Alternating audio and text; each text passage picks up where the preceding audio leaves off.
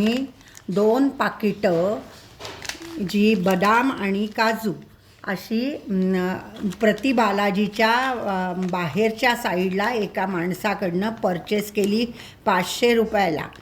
आणि त्यांनी सांगितले अर्धा किलो काजू आहे आणि बदाम आहे. तर त्याच्यामुळे 500 रुपयाची 2 पाकिटं घेतली. तर ती आम्ही घरी येऊन फोडली. तर हे बघा किती छान पद्धतीने त्यांनी हे केलेलं आहे.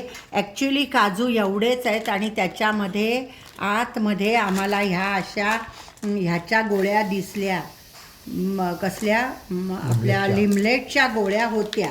आणि दुसऱ्या ह्याच्यात हे जे काजू होते बदाम होते ती पण अशीच पावडर चिकटवलेली आहे.